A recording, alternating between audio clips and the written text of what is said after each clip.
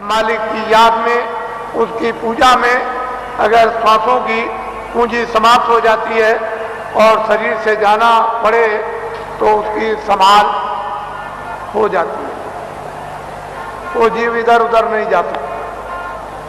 महात्माओं को मालूम है ये जीव कहाँ जाएगा और इसका हिसाब किताब कहाँ पर होगा, वो पूरा उनको मालूम है। जिस तरह से खुली आंखों से आप हमको देखते हो बाहर की शरीर की आंखों से और मैं आपको देखता हूँ, इसी तरह से अंतर्ज्ञान दृष्टि के द्वारा वो सब कुछ दिखाई देता है कि जीव इधर से जैसे ले जाए जाते हैं वो कैसे जा रहे और कहाँ इनका हिसाब होता है, ये महात्माओं को सब मालूम। पिछली किताबों में महात्माओं ने बहुत कुछ आपके लिए निराकरण कर दिया है और उन्होंने आपको बहुत विश्वास दिला दिया, उसके कहने की जरूरत नहीं है। तो दो आदमियों का यहाँ पर शरीर छूट गया और कल दोनों के दोनों ही गए।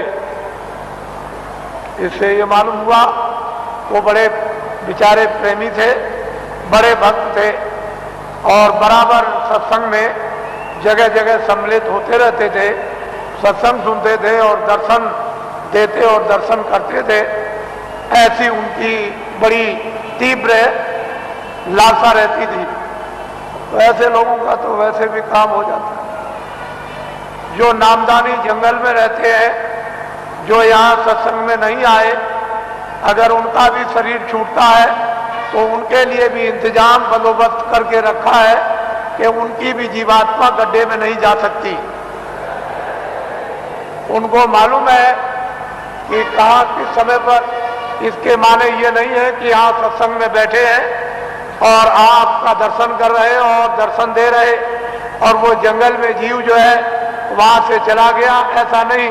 उन्होंने पहले ही से इंतजाम करके पूरा रखा है और उनको मालूम रहता है कि जीव यहाँ से नामदानी जा रहा, उसका इंतजाम कर दिया, उसके कर्मानुसार, उसकी साधना अनुसार, फिर तुरंत शीघ्रम शीघ्र, देर कुछ नहीं लगती, मिनटों का भी काम नहीं, और उसको ये फिर मनुष्य जन्म दिलवा दिया जाता और ऐसे वायुमंडल में जन्म मिलता है जहाँ आसपास में सत्संगी यानी प्रेमी सत्संगने स्त्री और पुरुष रहे और जैसे ही वो बच्चा बड़ा होता है फिर नामदान प्राप्त कर लेता है और वहां से साधना फिर शुरू कर देता है। यदि बीच में फिर उसकी साधना अधूरी रह जाए और फिर वो अपना शरीर छोड़ दे तो फिर उसकी संभाल हो जाएगी और ऐसी जगह पर उसको जन्म दिलवा दिया जाएगा कि फौरन सत्संग में फिर आकर और नामदान को प्राप्त कर लेगा और जहां से साधना छूटी है फिर शुरू कर देगा।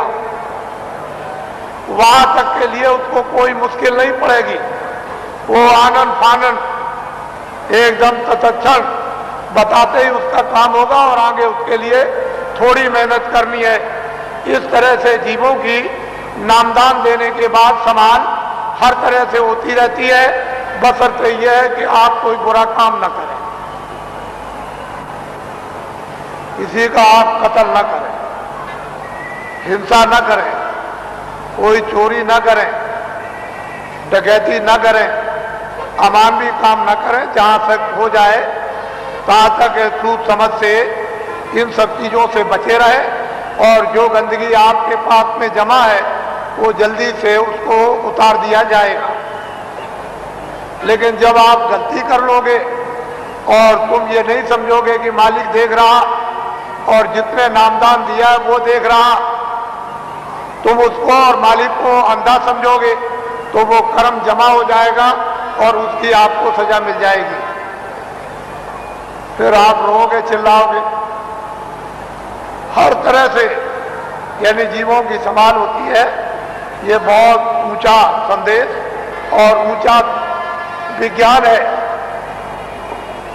ये छोटी मोटी चीज नहीं है।